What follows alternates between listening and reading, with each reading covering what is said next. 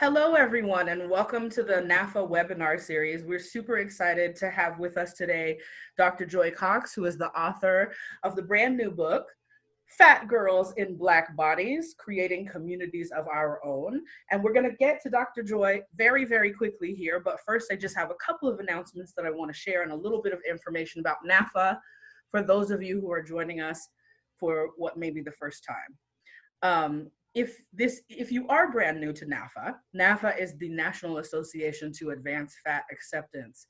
We were founded in 1969 in the United States. We primarily do our work in the United States, although we support our friends who are activists all over the world who are working for equality at every size. And we do this work through advocacy, education, fat visibility, all different kinds of activities and education that help support making the world a better place for people who live in fat bodies. And we do this work as fat people and as allies and accomplices in bodies of all sizes. If you would like to learn more about us, or if you would like to support the work that we are doing, the best place for you to start is on our website, naafa.org. That is NAAFA.org. We recently introduced a new blog on our website, the Community Voices blog, which features activities, education, fat activist history, a variety of things that you might find interesting and informational about what is going on in fat community and fat activism and with the people who do this work. So we encourage you to check that out. You can also find us on your favorite social media sites, Facebook, Twitter, LinkedIn, Instagram, not so much on TikTok, but we'll get there. The NAAFA webinar series is brought to you by the generous support of our members and other contributors. If that is something that you can and would like to support, you can do that under the Join and Donate tab of our website. And we appreciate everyone who does do that. It is what allows us to bring you these webinars free of charge and make them available to everyone in our community and everyone who supports our work. And with no further ado, I'd like to introduce you to Joy. I'm very excited to have Dr. Joy Cox with us. Joy was the keynote speaker one of the keynote speakers at our 50th anniversary conference last year. So we at NAAFA are quite familiar with her work, but a little bit about her for those of you who are meeting Dr. Joy for the first time.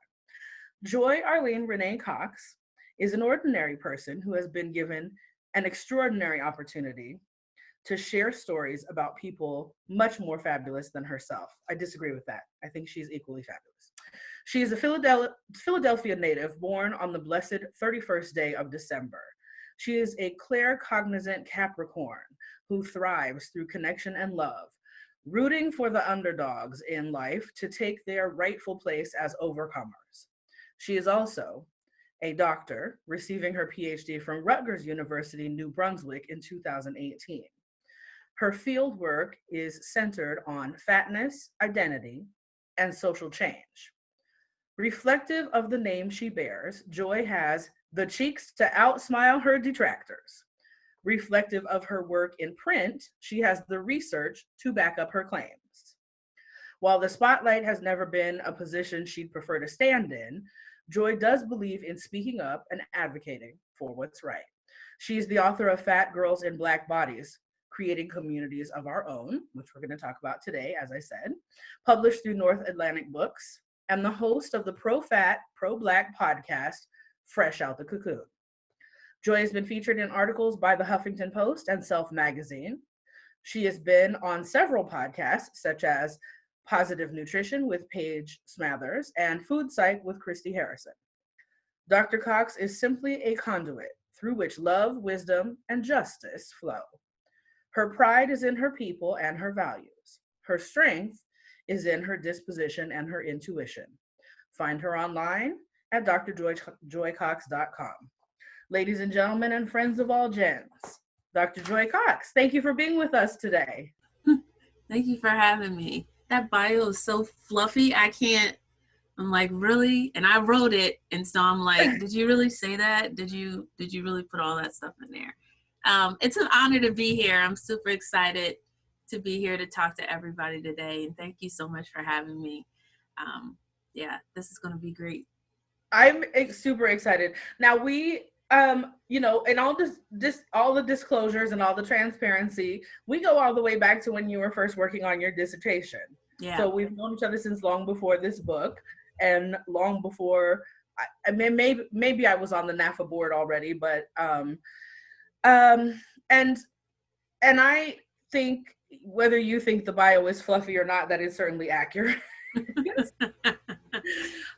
When we first scheduled you to do this session, I think you were a little bit like, I might do some kind of little book tour to promote this book. And now I've seen you on about 476,000 interviews about this book. So it's very exciting. You're all over the place talking about it. It's very well received. How's it feeling?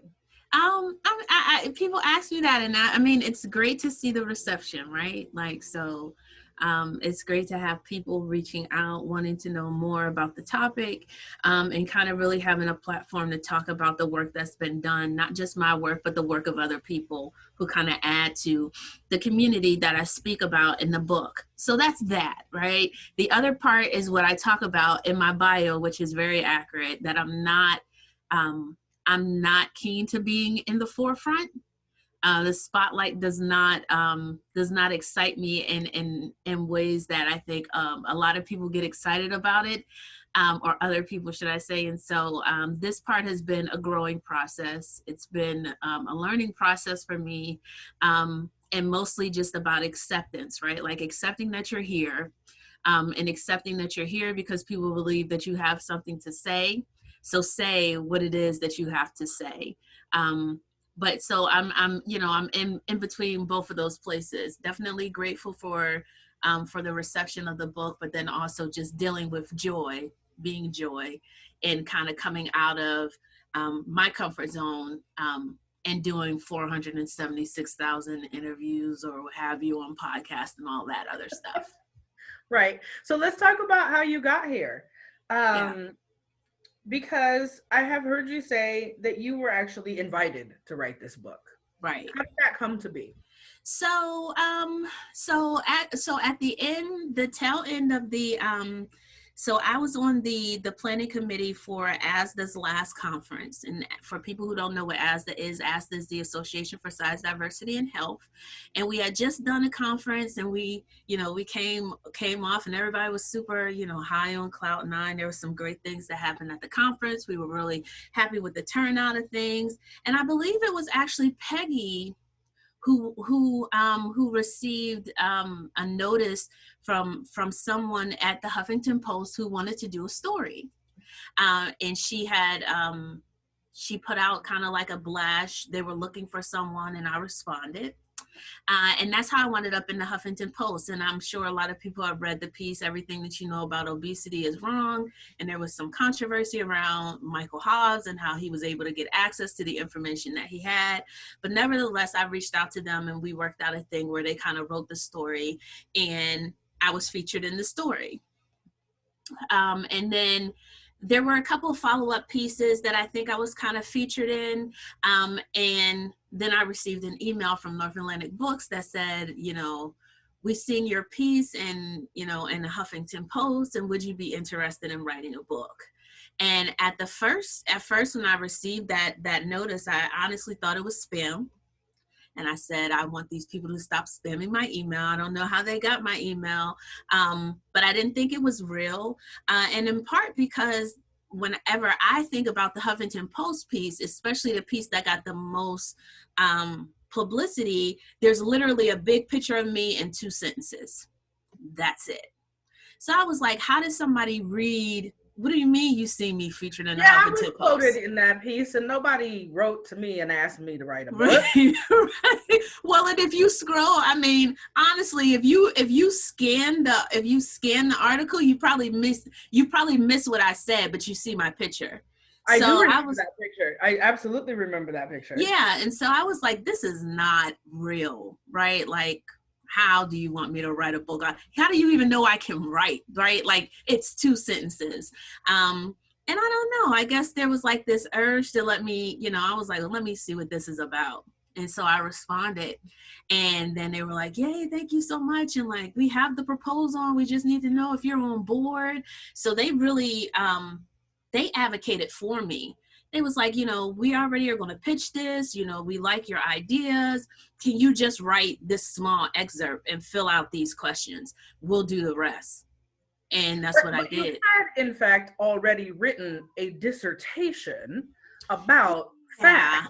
Yeah, but part about being in academia though is like, I mean, people probably never say this as maybe as candidly, but like, to what degree we actually expect people to read our work, right? Especially outside of academia is slim to none, right? So we know that on some level that the work that we do in academia doesn't get as much publicity in the mainstream. So the idea that somebody actually read my dissertation, I was like, yeah, no, that didn't happen.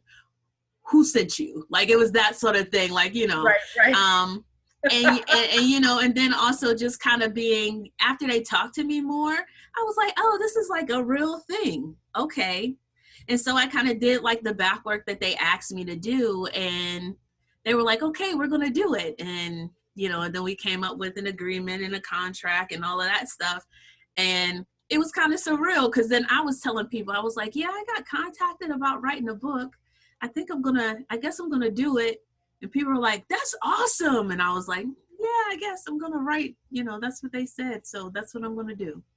So did you know from the beginning that you were going to focus specifically on Blackness?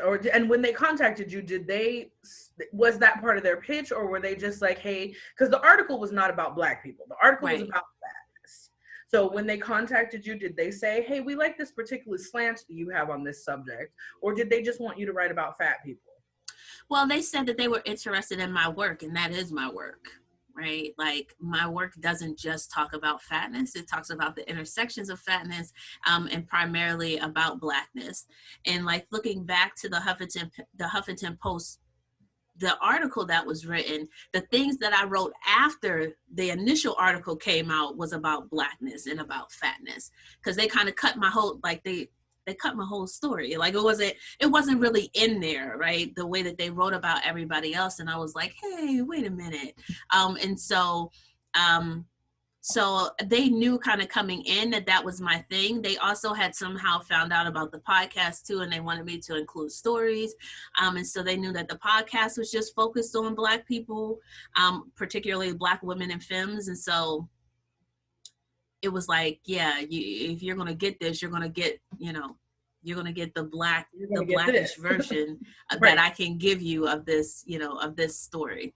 Yeah. If you're going to get this, you're going to get this. Right. But exactly. They make that mistake sometimes. Oh, yeah. The mistake. Sure. Yeah. Right. Yeah. Since you brought that up, let's step away from the book for just a minute and actually talk about your podcast. So, because I think that a lot of folks may not know about your podcast, especially folks who are not Black, because it is a very Black-centered podcast. Mm-hmm. So let's talk about that. Tell people who don't know about Fresh Out the Cocoon what it is and how you started doing that. Yeah, so Fresh Out the Cocoon is a fat positive, pro-Black podcast that centers the stories of fat Black women and femmes who are doing the work of fat activism. And I came about doing this because of kind of what I talked about earlier, right? Being in this space of academia, you kind of know that what you do for academia is what you do for academia, and that doesn't always spill over into the mainstream. And, and kind of thinking about the ways about equity and like community-centered research, here I am, right, doing my research, asking Black people to be a part of it, asking Black women to give their anecdotes, give their stories, things of that nature. And then I'm going to go off and publish some stuff, and they're never going to read it, right? They're never going to see it. Even if they wanted to see it, it's behind a paywall and they have to pay for access for it. And I say, this is not really what I signed up for. If I'm going to do this work, I want to be able to give this work back to the people who also pour into it. And so kind of out of that space came this idea about the podcast. And I was like, I can just chronicle my research through this show, right? And kind of spotlight people. There was also this other story that was kind of happening in the collective the collectives that I was a part of, right, about people having access to things and what that looked like. And I said to myself, okay, well, Joy, you do have a little bit of money. You got a little bit more money than what you had when you first started. Can you throw money towards a platform, right, that kind of elevates the stories of individuals? How can I use the things that I've been able to acquire in my own life, i.e. a degree, where people will at least sit and listen and not call my stuff rubbish, right? Or people are just ranting, right? We're just venting, we're upset, we're the angry Black woman tropes, right? How can I use that to kind of further the messages that people are already involved in, the work that people are already involved in and are doing? And from that kind of came the birthing of Fresh Out the Cocoon, and being able to interview people who have been doing this work longer than me, who have been involved in fat activism, who understand intersections of fatness in certain contexts better than me. Right? Like just come and share. Just tell people about the work that you're doing. And that was kind of the idea behind Fresh Out the Cocoon, and still is the idea behind Fresh Out the Cocoon, because we're out here, but we don't always have a platform to share our stories. And even when we do, those stories typically tend to be discounted, mostly by the majority, and then sometimes by people within fat acceptance, right? And so we needed a space for ourselves. And how did you choose the name Fresh Out the Cocoon? I think I was driving one day, and it kind of hit me, and I was like, yes, right? Like, but it kind of, so in the bio, I talk about being like a claircognizant Capricorn, right? Like this idea of like knowing. You don't always know like where these, I think like in Christian circles, you would call it like I got a revelation, but you don't always know where the knowledge that you get kind of comes from. And usually whenever I get things that sit on me, they don't sit on me as like just a concept. When I get it, I get the fullness of the understanding when it hits me. So Fresh Out of Cocoon, the name itself hit me, but so did the whole understanding behind it, right? And this idea about people being able to come out of this space, about maturity and about growing, and it's the process of like what butterflies do and what happens like when you're fresh out the cocoon, like there's a butterfly and it's pretty and all of these other things. And so the podcast, the name of Fresh Out of the name Fresh Out the Cocoon kind of represents all of that, right?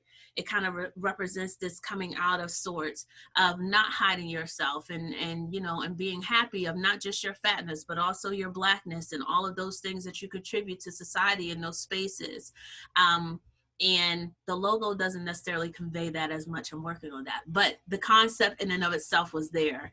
And I was like, yeah, this is it. This is what I want. And how that community is obviously super excited about the book because you hosted your book debut party through that community. So I was there for that energy and able to witness those folks and their excitement about the book. Yeah. And where else? So tell me more about how other places and other ways that you have experienced this this dynamic that you're trying to build and bring of bridging the gap between academic communities and other communities, especially communities of color. So I think, you know, one of the cool things about like doing the book and stuff is that I do have people in like academic spaces that are like, oh yes, please come. Now we have to get you, right? So like, I want you in my class. I want you in, you know, I want you to be able to talk to my students. I want you to be able to, you know, to kind of share your ideas. And this is not just like academia and social sciences. Like I work at a medical school. So I've had people reach out to me in that same lane too. It's like, oh, well, can you come talk to our students about, you know, talk to our students about what you research, and can you share like the background and stuff like that. So that's been kind of cool. And that's been fun because I think, you know, what is interesting about all of these things is that we don't live in vacuums. Like, yeah, your job is in the ivory towers, right? But you still get the same, like you see the same commercials I see. You get the same messages that I get about bodies and what's acceptable, right? So there is this component of like you living in society, and then you have your job over here, right? And most of the time what we're trying to do is we're trying to connect both of those things together. And so catching first and second year medical students as they're coming in and learning about this and talking to them about fat activism and fat acceptance and Blackness and racism, with all of this personality that I have, and, you know, and allowing them to kind of chuckle and laugh and really talk through things, has been a delight for me. In addition to that, I think, you know, yeah, I found people, I guess people have been following me, people have been watching my work, and I never knew it until like till this announcement of the book stuff came out. And I kind of talked about this on my Facebook page where, you know, I got reached out to by people who are in like the mental health field, so doing therapy, and they wanted me to come and speak about the erasure around fatness not being addressed or being overly addressed in mental health, as far as it relates to like people seeking therapy. And one of the things that the man told me, he said, even if you don't see your supporters, like you have them. Because I was like, where did you find me? So they reached out to me via LinkedIn, and they were like, oh, we found this article that you wrote on Lizzo. And I was like, I wrote that article months ago. Like, what are you talking? Like, again, me being me, liking to be in the background, like I'm doing this work and I'm not really thinking about who is impacting or who is going out to or who has the possibility of seeing it. And he was like, you know, even if you don't see them, like there are people who are out here that are like rooting for you. And I think for me, that was like a message, like, get ready.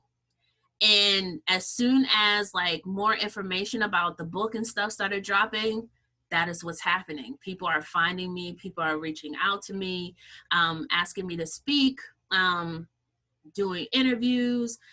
There's always, you know, something. And I think, you know, really that's how the book tour wound up happening. I was talking to my publicist and I happened to look over my schedule and I'm like, oh, I have something planned, you know, every weekend. And for me, I'm like, well, I can't keep track of all of this stuff. Do you think you would just make a flyer? And she was like, yeah, let's make a flyer. And then, you know, she rolled out the book tour thing. And like, sure enough, through December, there's somebody who wants to talk. So it's always, you know, it's kind of being accessible in these spaces and kind of allowing yourself to shine. But people from academia, the medical field, you know, friends, family, everybody kind of pouring back in, and that's always good to kind of to see and feel, and then happy to kind of do the work and speak about it. Well, I think the word accessible is really important there too, because a lot of people who do this work in fat studies, in across disciplines, across academic disciplines, their work is not accessible to people outside of academia. Mm-hmm. If you are not interested in that sort of, or if you're not experienced with that sort of academic language, then the work is not accessible to you. And it's what I call the grad school language of academia, right? You try to read this book and you can get there, but it's or maybe you can't get there because you need to read 12 other books to be able to understand this book, and you don't have the time, or you don't have the background, or you don't have the jargon or whatever to get through this book without reading the 12 other books. I can give your book to somebody right now and they can read your book. There are some other books in fast studies that I can't do that with. And they are important books. And I think especially for people of color and other marginalized people who are working in fat studies, there's that pressure to prove that you have the academic chops, because first of all, we already know, I don't know if everybody in the community is familiar with this sort of like, there was a few years ago, some jackass, I don't even remember who it was, but who said something about how fat people couldn't do academic work. And then in response to that, there was this really amazing Tumblr that was called, I'm going to use the F word, but it was called Fuck Yeah, Fat PhDs or something like that. And it was like just people who were doing academic work, who were, you know, being visible. And it was just like a collection of like fat PhDs. In response to that stupid stereotype that fat people didn't have the discipline to do academic work. So there's already that stereotype about you if you're fat. Then there's also that stereotype about you if you're a person of color, right? Right. Do you agree with this, Joy? Yeah, I mean, I was actually, I was encouraged during my time doing my dissertation, like, you don't want to be the Black person studying Black stuff. Wow. Right. Yeah. Right. So then there's this extra pressure on you to prove that you have the academic chops, and what you're supposed to do in response to that is make it extra academic so that the other academics respect you. And what that then often does is make it inaccessible to some of the people that you want it to be about. And you have resisted that pressure because it's all the academic stuff is here, right? The research is behind it. The work is good. It's all solid. And also, I can give this to anybody and they can read it. And that's why you've been invited by people from all different walks of life to come and talk about it. So that wasn't really a question, but that was me soapboxing about why it's important work. But do you have do you have thoughts or reactions to like what I just said about that dynamic? Yeah, I mean, I think like that's part of the thing. I mean, I think maybe in some ways that's part of a white supremacist framework. Like the people that you study, like they are, they are the organisms in the petri dish. If you study something, you go to these communities, these collectives, these neighborhoods, you study them, they become part of your work, and then you're the one who gets all the accolades for it. It's usury in some ways. And so for me, I didn't want that to be true. Not only that, like we sit and we talk about these groups, we talk about these collectives, in our academic circles and all of these other things. We write grants, we get money to talk about them more, right? Why aren't we as academics going back and giving back to the communities that we tap? I think to me, that's problematic. Particularly when we start talking about the lived experiences of individuals. Like it was hard writing that book because there were some things that I had to relive in the process, right? Like there were things that I had to take myself back so that I could clearly articulate what I was feeling at the moment, right? What remember what the room looked like, remember, what the smells in the air so that I could write. So I'm taking myself through this toil of emotional labor so that I can get a story out. And we don't look at it like that. I'm sorry?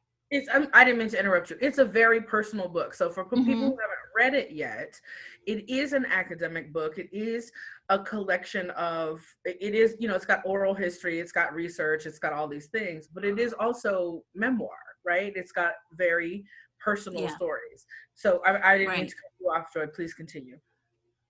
Yeah. And so, I mean, but to add to that, it's like, we don't see that whenever we are going into communities and we're asking people through interviews, tell me about your story, tell me about your history, tell me about your life, et cetera, et cetera. They are doing that same thing. And we say, oh, thank you so much for your time. Here's your $20 gift card. And then we go on about our business.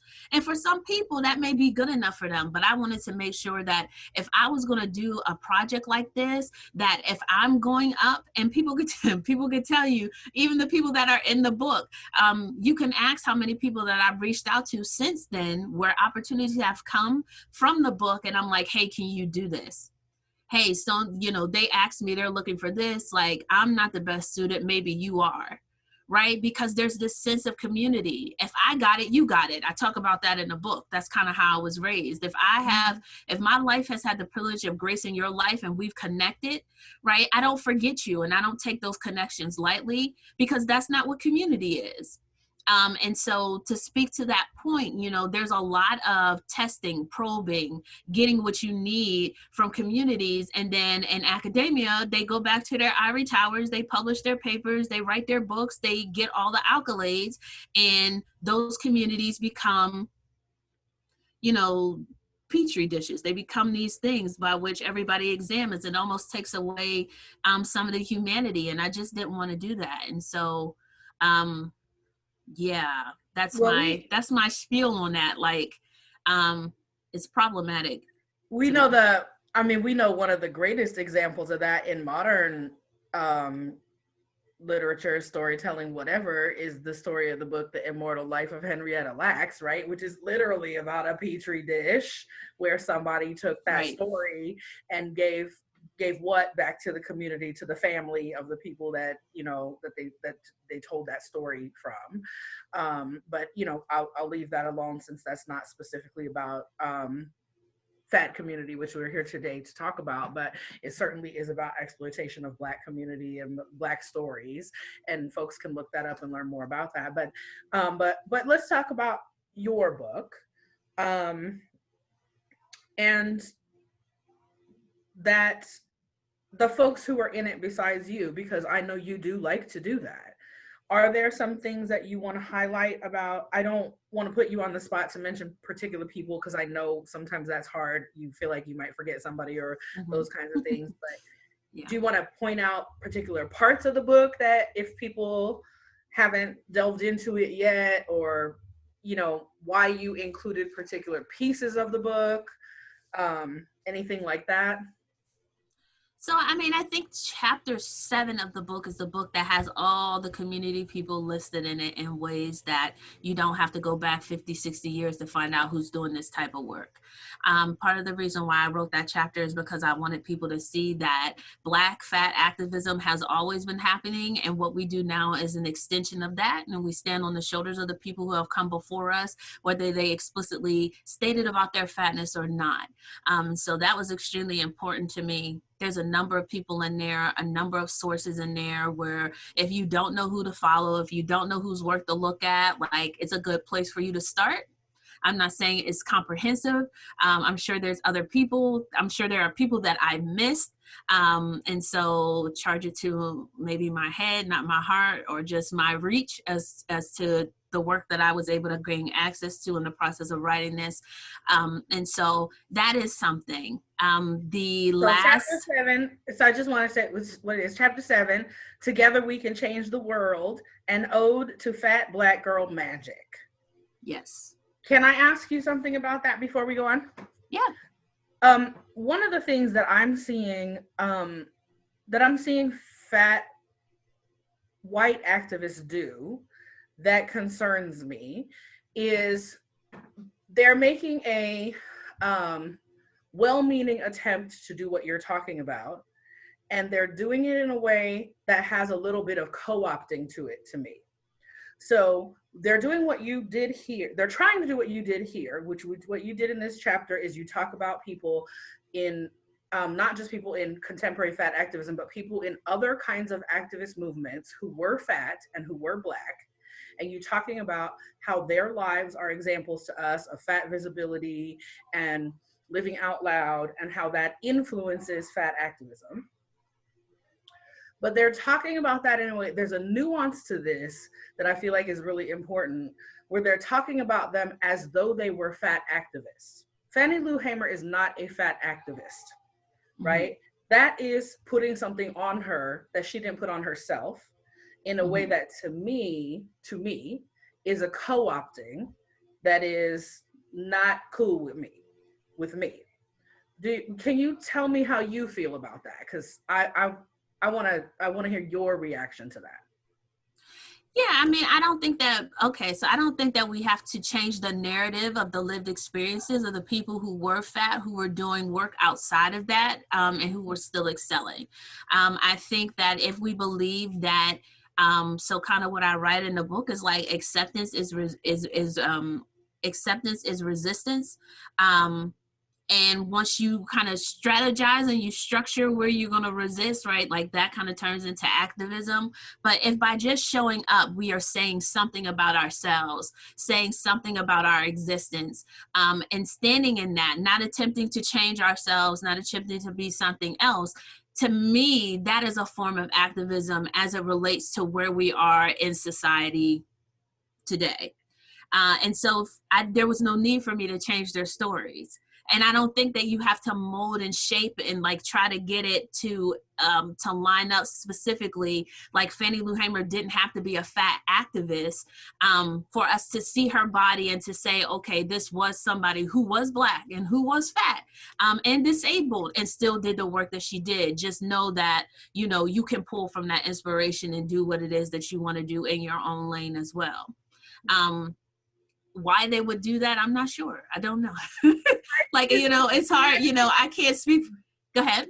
Well, I was just going to say, I think it's that nuance of language. That's exactly what you just said, is like, you can take that inspiration. You don't have to make it a revisionist history to take that inspiration.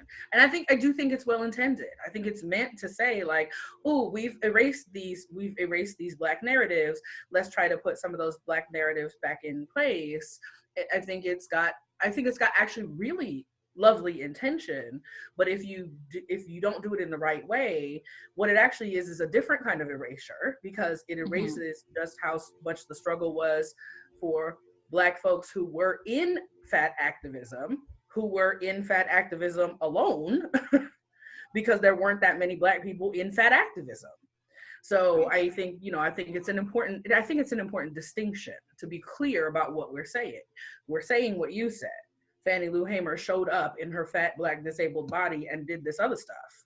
And that is important. What she didn't do is show up at an early NAAFA meeting. That's not what she did. So we don't want to say that. Right. She didn't have like sit-ins with ice cream and was like, that wasn't Fannie Lou Hamer, right? She wasn't. Yeah, that's what I'm saying. And so this has been something I've been working on a lot lately. So it was on my mind. I was interested in it. It was my selfish question about things that were on my mind in some of the work that I've been doing. Yeah. And some of the thoughts that I've been having as I'm delving into some of NAAFA specific history and some fat activist history in general. So I was curious about what you thought about it in relation to that chapter in your book. Yeah. And then when I sidetracked you were going to talk about some other highlights of your book. And folks, if you are, we're going to start taking some questions from you. So if you have some questions, if you're with us live today and you want to start putting some questions in the chat, please start queuing those up. Oh, so the other thing I was gonna say, like, there's a love letter that's written to fat Black girls in the back of the book. I mean, I love all the chapters of the book. It's very hard to be like, oh, pick this chapter over that chapter. Of course. But I think that there is like a sense of, you know, I think in just who I am as a person, I've always strived to encourage people where they are. And my goal is to encourage them so that they can dig deep within themselves and do what it is that's in their hearts.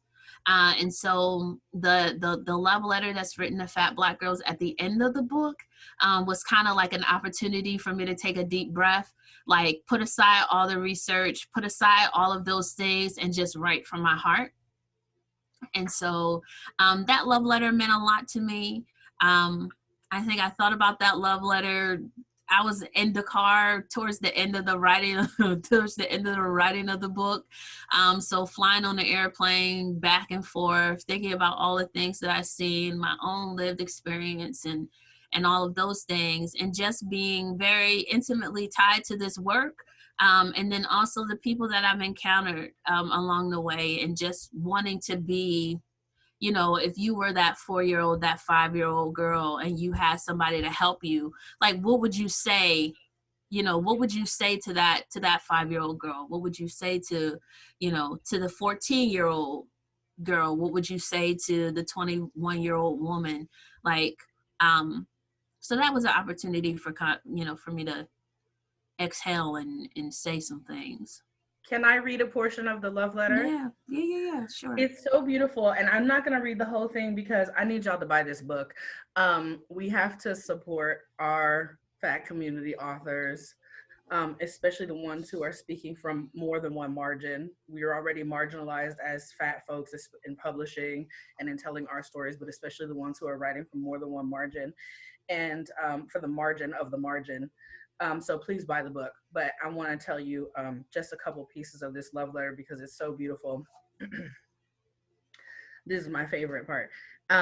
Take all the compliments. Don't sell yourself short. It's okay to be a big damn deal. It's okay to be sexy, fine, chill, and fascinating. Sometimes you will be the magic that others cannot explain. Don't try to put it in words. Leave them folks in awe. Never forget to move in empathy. You will meet people who know less. You will meet people who know more. Be gentle with both. Empathy is not a justification for abuse. Get up from the table when love is no longer being served. I promise you things will get better, just like your glow up after high school. I love it. Um, let's talk about your use of AAVE, African American Vernacular English. Do you get any pushback in academia for that? So yeah. So yeah, and I think in ways by which that I don't catch it, right? So if you write like you talk in academia, you're gonna get pushback. And that vernacular is just so much. It's intertwined. It's how I learned how to talk, and so a lot of the things that I write, that I have written, right, there's always this sense of like, change this, change that. People mark it as grammar, obviously, like there's, you have grammatical errors, your commas don't go there, you should switch these words, etc., etc. But for this book, one of the things that I actually enjoyed the most about writing this book is that I didn't have to conform to academic writing. Like I didn't have to write in a certain style. Like this was the style. This is what it was going to be. Your editors were understanding of that. Right. We're understanding of that. And then there were like some things that they, some things they did recommend that I change, but not because of the vernacular. It was like things that, I don't know, things that I would write, like I would write it in like asterisks or something, and it would be like, side eyeing, because I'm very animated. I'm like, I want people to see what I'm doing when I'm writing. Like, I'm not just saying these things, but there's also, there's hands, there's snaps, there's this, there's that. And they're like, is there another way you can write it so that it was, so that it would land better on the page. But other than that, I mean, I think that that's the norm, and it sucks in a lot of ways because people will mark it as just, you have bad grammar, and not understand like that it's not just about like the grammatical rules. I mean, I think they do that with people who, who don't use English as their first language. Right. Oh, they're so bad at writing. Have you seen the students? They're so bad at like this and that. It's not that they're bad at it. Like if you write like you talk, it's going to show up on the page differently. If you've been taught to talk a different way, it's going to show up on the page differently.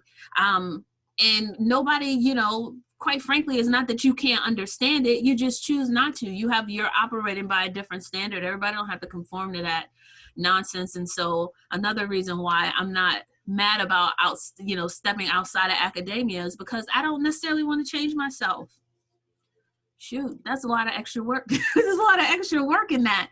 And what that looks like and what those rules are. And you constantly are being squeezed by people to tell you that you need to change so that other people can understand it. But my community understands me just fine.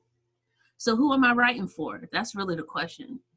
I used to get that when I was a master's student in English. I have a master's in creative writing, and I used to take work to class and have people tell me that nobody would understand these references, and I would be like, nobody understands these references.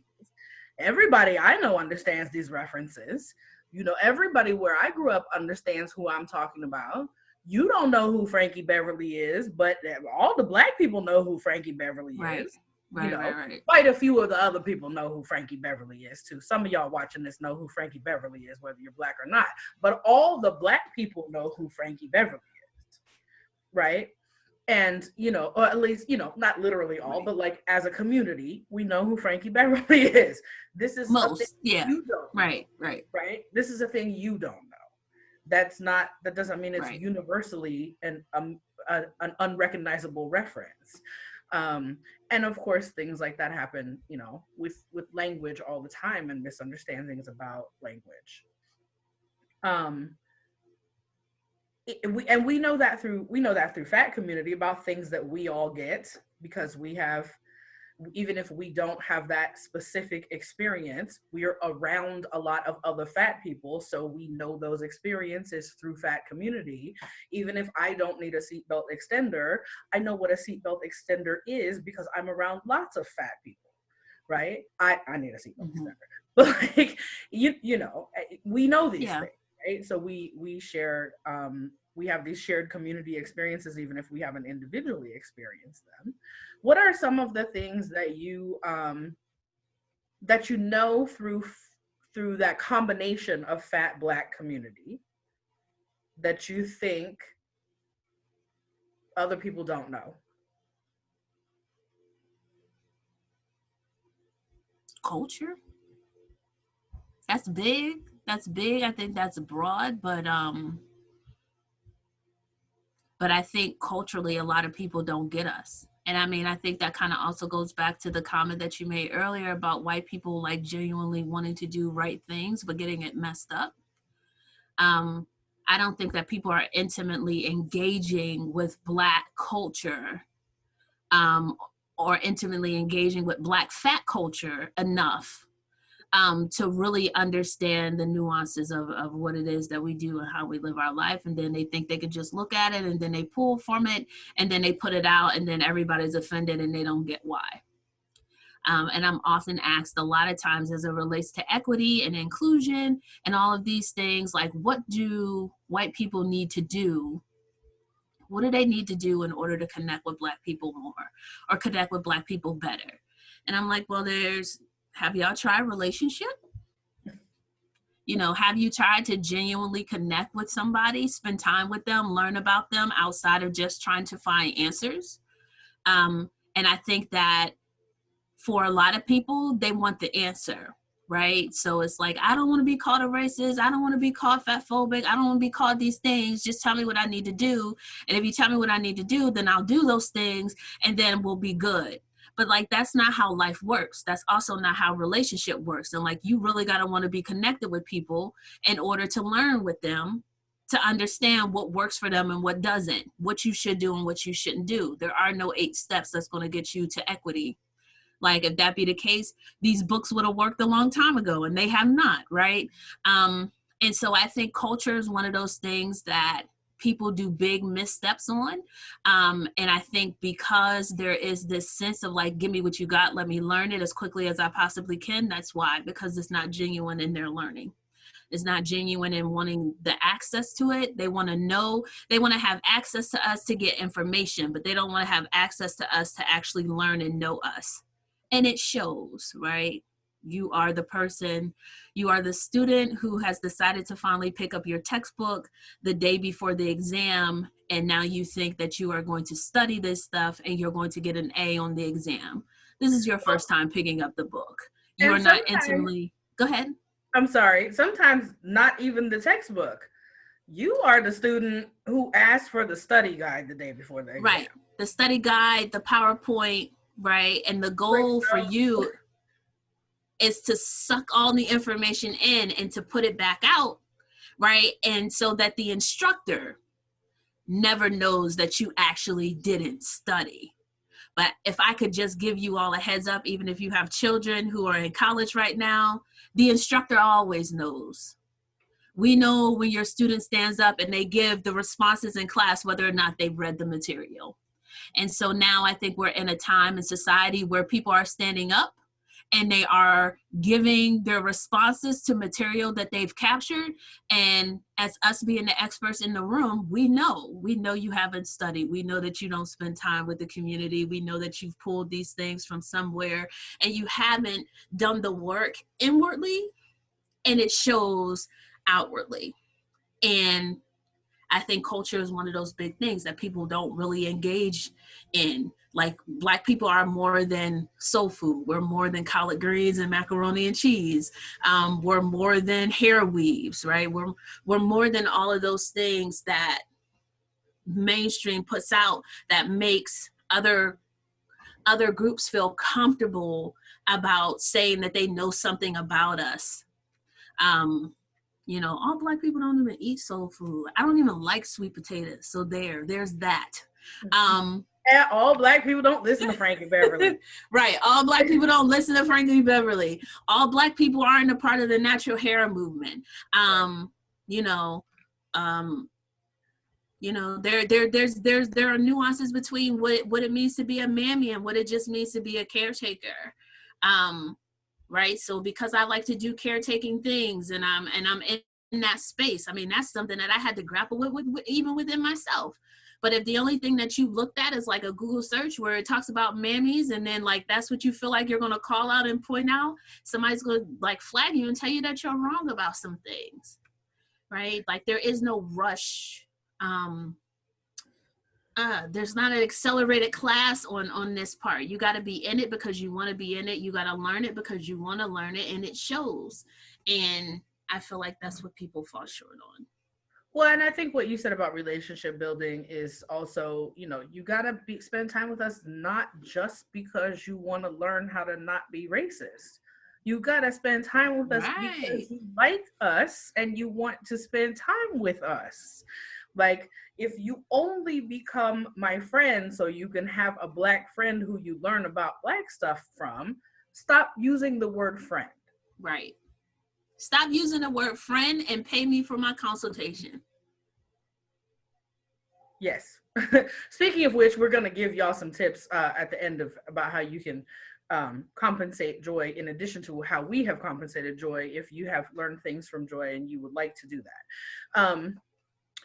Joy, do you think that one of the things you talk about in your book is how Black women and femmes in particular have started their own things to support them in the quest for fat rights, or for dealing with fat phobia, for dealing with weight discrimination, for dealing with size discrimination, in part because Black women have not always felt welcomed in mainstream size acceptance, fat liberation movement.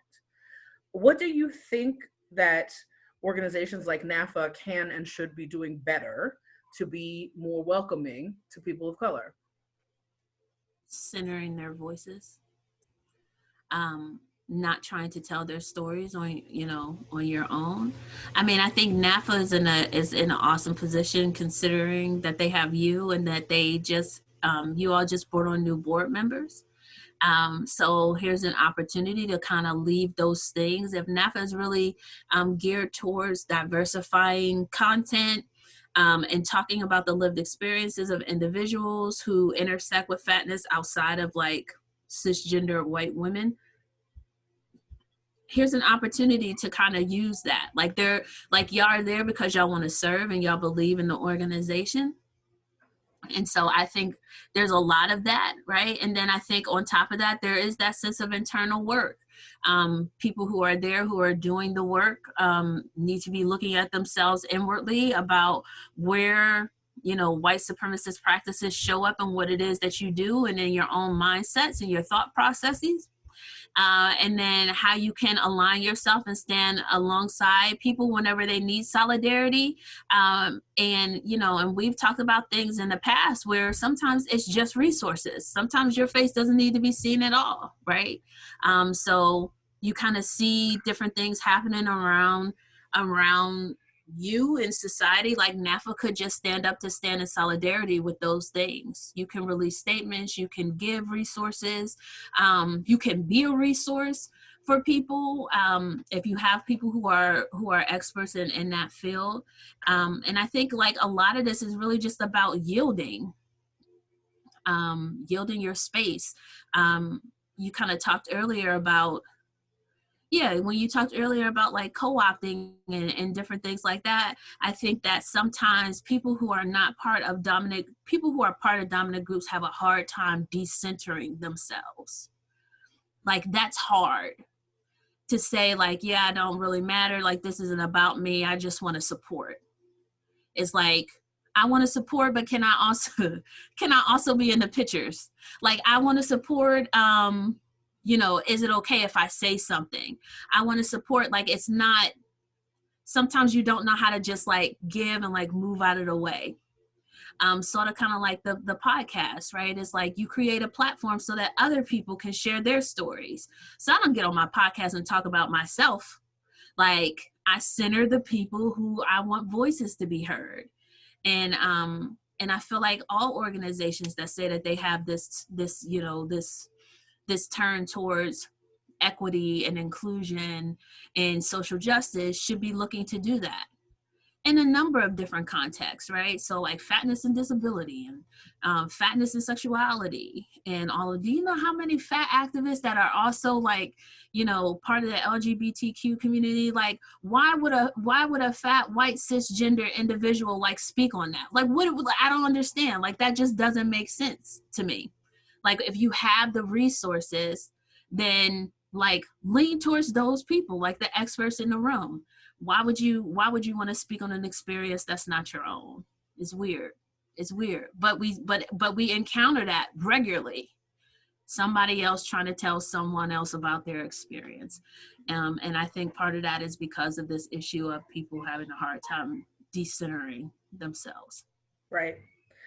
We do have some questions from the chat, and folks, we're going to go probably another 15-ish minutes. So if you have last call for questions from the chat. What are your thoughts about reality shows such as My 600-Pound Life and The Biggest Loser? They're trash. But I think, I think that My 600-Pound Life and The Biggest Loser exploit larger bodies. And then they align themselves back with diet culture and healthism that says that, you live a better life, a general better life, if you're smaller. I did some of the work of my dissertation as it related to My 600-Pound Life and The Biggest Loser. And what they don't say, right? Like what's not being said with the elephant that's in the room is that oftentimes people who are fat are also doing these things in fat bodies. So The Biggest Loser, right? I seen one episode, they was pulling trucks, y'all. Like they had these belts attached to their waist and they were pulling food trucks. They were pulling food trucks, and then the team who pulled the food truck across the line first won. But these people were fat, pulling food trucks, right? So this idea that you can't succeed and you can't do anything until you become smaller, like The Biggest Loser lies on itself. And you watch it week after week, but they never put the spotlight on that. They're only putting the spotlight on when people lose weight and when they become smaller. But no, people 300 pounds plus, 200 pounds plus were pulling food trucks. People 200 pound plus, 300 pound plus are doing these obstacle courses that they have them doing, running, crawling on their bellies, right? The belly that's supposed to be so big that nobody can get around.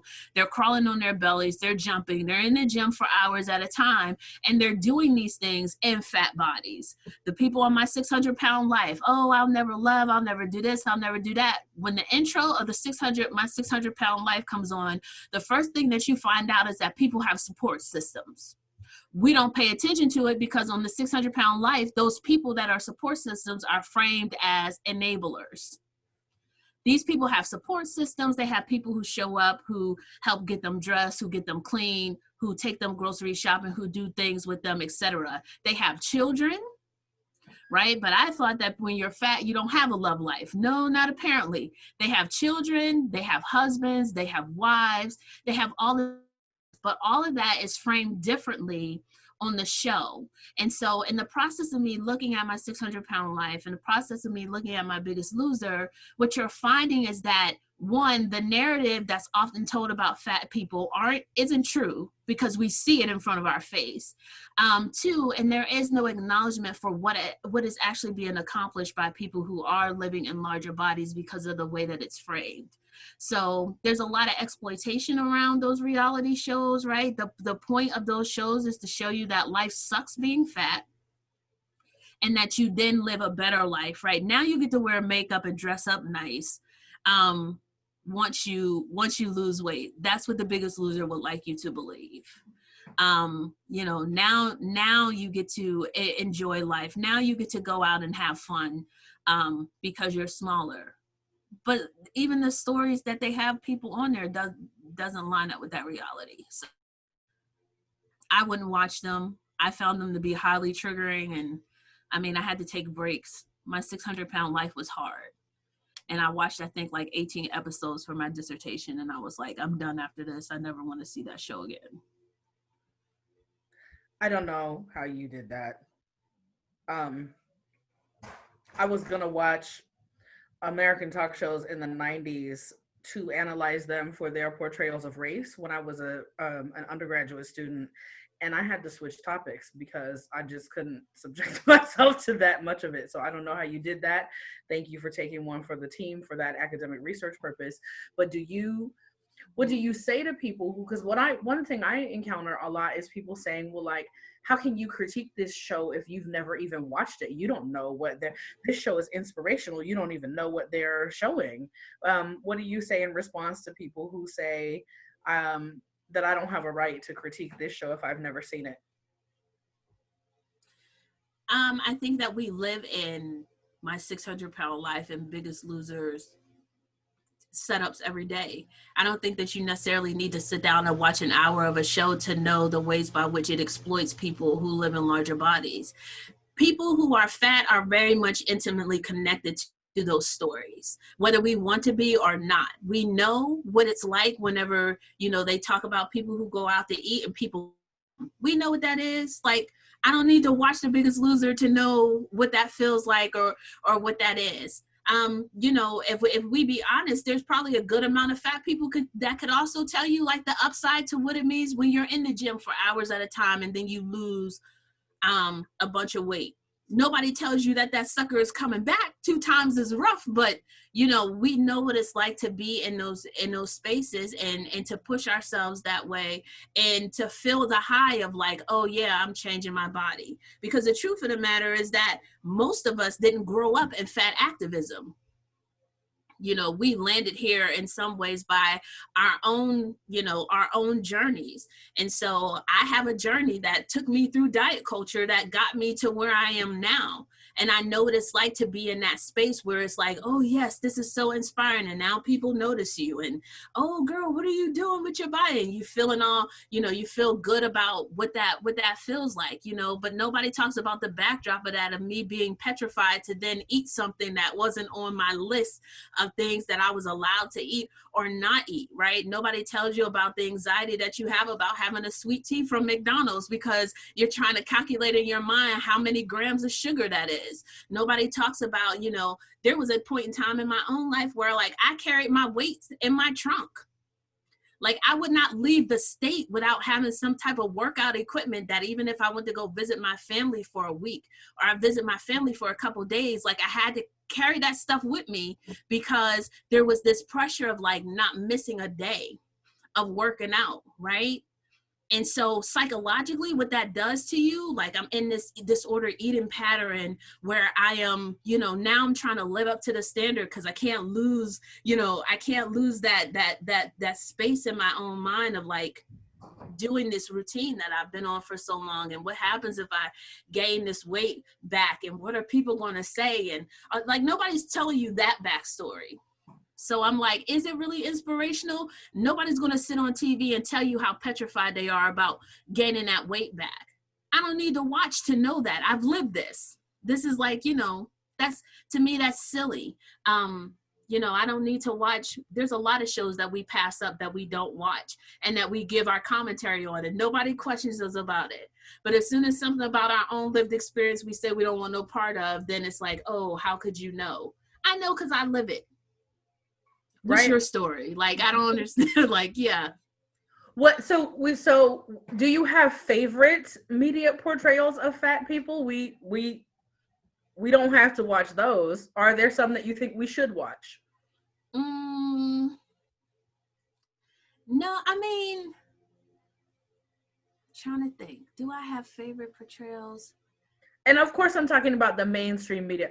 We know you have favorite self-created media portrayals because you talk about some of those in the book, and you're creating media for us to consume that are favorite, portrayals that you have, people that you give shout outs to and all of those things. But in terms of mainstream media, do you have favorite portrayals? Fictional or nonfiction?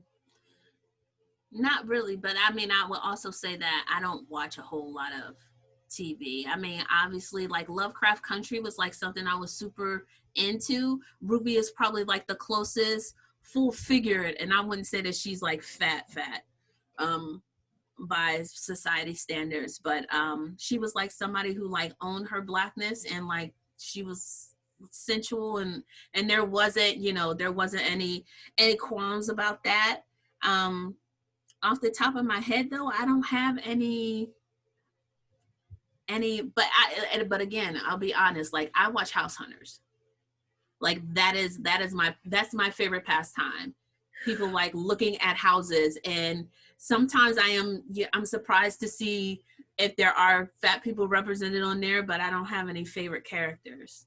What about other books besides getting their copies of your book? Yes. First of all, is there a specific bookstore or online bookseller other than, can they get this through your website? So they can get it through my website by clicking the link. It'll take you to Pingdom Random House, which is that's what my publisher uses. So if you don't want to buy from Amazon, Walmart, Barnes and Nobles, although I actually went to Barnes and Noble and seen my book on the shelf. It was such a fun experience. But yeah, they can get it from there. Joy was laughing at me because I said I was going to order it through Target and then return it to the store just so it would be physically a copy in the store in where I live in Arizona, where we don't always see books like this on the shelf in the store. Yeah. And you know, and then order a copy to keep through my favorite local bookstore, Palabras, bilingual bookstore in Phoenix. But besides your book, what is on your Fat Studies bookshelf? So Stephanie Yeboah, she came out with a new book. She came out with a book that I think would be worth, it's called like Fattily, is it Fattily Yours, something like that? Fattily Ever After. Yeah. So that would be a book. I don't know how many people. So last year, I read the book Heavy by Kiese Lehman. But his, I mean, there was a lot of things that was in that book. But definitely a book that I was like, man, like this book is awesome. I do a lot of audio books because I'm dissertation. I think I have trauma around that. Like my body just shuts down. Like you want me to touch pages and flip them, I'm not doing it. So I listen to a lot of audio books. Obviously, like The Body Is Not an Apology. That would be a book. That one's actually our next recommended book on our NAAFA fall reading list. Okay, awesome. Sonia Renee Taylor's The Body Is Not an Apology is our November book, and Dr. Sabrina Strings' Fearing the Black Body is our December recommended reading. Yeah. So I took some of Dr. Strings. I read her book as a resource for my book. Leah Vernon, she was on the webinar, not the last one, but the one prior to that. Yeah, and then so I'd say off the top of my head, those would be the books that are there. Trying to think, yeah. Who is there anybody that you would like to see write a book? Tigress Osborn could write a book. I don't know. I haven't thought about that actually. Who would write a book? There are some people that I mentioned in my book that I think would be great stories to tell. For instance, Brandy Wharton, she is the founder of Magical Fat Black Femmes. It would be great to hear her story. You know, she's kind of like a mother figure to so many people.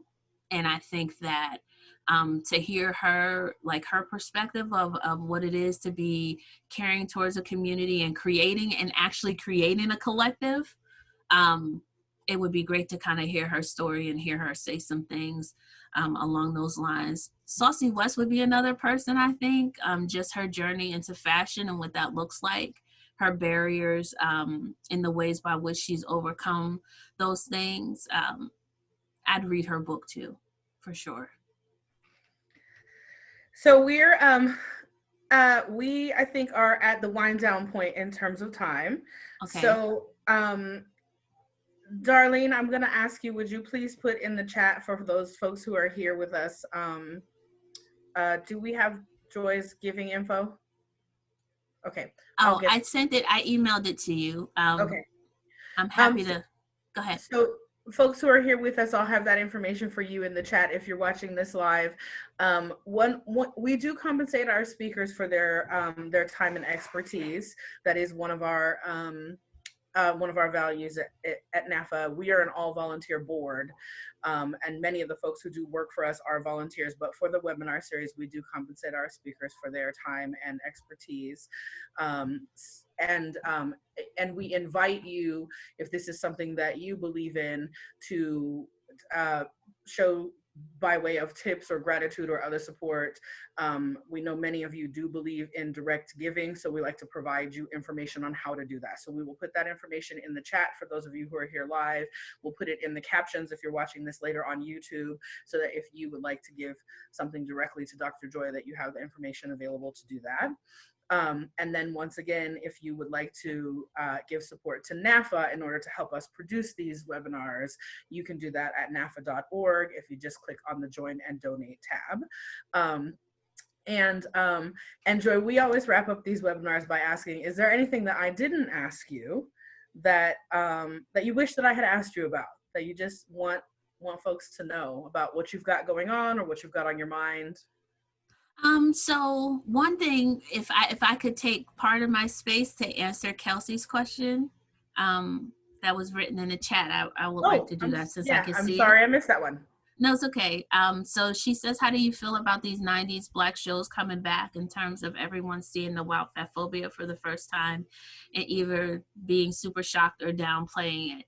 So I think like that's true. I think there's a certain evolution that's happened throughout the decades where we've kind of find ourselves, it's always nostalgia to kind of think about, for me, it's like Disney movies, right? Like in the 80s, as an 80s baby, like I love Disney movies. Like to watch them now, you'd be like, oh, that racing just jumped right out, right?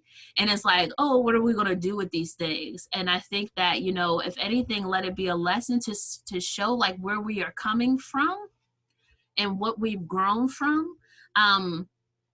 But yeah, I mean, I think those things are going to be in there. I think it's okay to call those things out. I know people are now doing like reassessments of like the Parkers and all of those things, and Monique being a part of that, and even Moesha.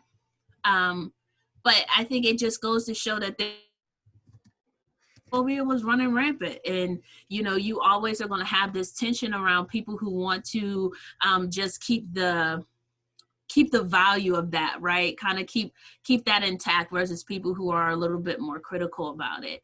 But I think that those are things that we will have to grapple with as time progresses, and it wouldn't surprise me if 10 years from now you're going to see some stuff that we did and they're going to be like, like how did that even how did that even fly? Like people were supposed to be so much more progressive back then, and there are going to be things that we can be critiqued of now. So, I mean, how do I personally feel about it? I grew up without cable growing up. So I never got to watch Moesha or any of those anyway. And so I may be one of those Black people who also now don't have a desire to watch it just because that nostalgia isn't there for me. But if you were to ask me about Disney movies, I think I'd be a little bit more attached in that sense of being able to be like, yeah, I know. But I think it's the same tensions. I think those are the same, issues that you're going to deal with either way you swing it. Oh, okay. And then I guess so if I ask you anything, if I was asked anything. Yes, thank you. And thank you for catching that, Kelsey. My scroll was stuck, so I couldn't get farther than the last post before that, and I thought it was the last post. So I'm so glad that Joy was able to see that and answer that question. That question has been coming up a lot, especially as all of those shows have reemerged on all of the streaming apps. So thank you so much for that. But yes. I don't think, Oh, go ahead. I don't think that I don't think there's anything that's missed. I just want to say that I'm really thankful for the opportunity to be able to share my ideas and my thoughts with everyone, and that you've yielded your platform in order for me to be able to do that. And it's great to be in service with you. It's great to have been, connected Tigress with you all these years, and being able to work alongside you in the things that you've been doing, and to champion your causes, and to see you also be supportive of mine. And I mean, again, honestly, it's really about community for me. It's about connection. I go nowhere without the people who support me. So when I have an opportunity to flip that and push it, that's what I do. And so thank you all. I appreciate you spending this extra time and, and giving up your Saturday to listen to me ramble. It's been good. It was the non-rambliest of ramblings. We got so much, I was about to say, we got so much joy out of Joy. That sounds corny. It's true. And so much knowledge always, when you offer to us all that you have learned through your lived experience and through your professional and academic experience. So we are so blessed to have you as part of our community, both our broader fat activist community, but specifically to have you as part of our NAAFA community. Thank you for all that you do for us. And we anxiously await the second book. But for now, everybody get this one. Everybody get this one. Thank you so much, Dr. Joy Cox. We will see all of the rest of you at some yet to be determined date in November for our next webinar with the super fantastic and beloved artist, Tony Tales, who has agreed to join us in November, date to be determined. Please keep an eye on NAAFA.org or your favorite social media. Find us on your favorite social media app to await the announcement of that specific date. And please vote, everyone. We don't tell you how to do that, but we do encourage you to do that. Thank you for being with us today. We'll see you next time.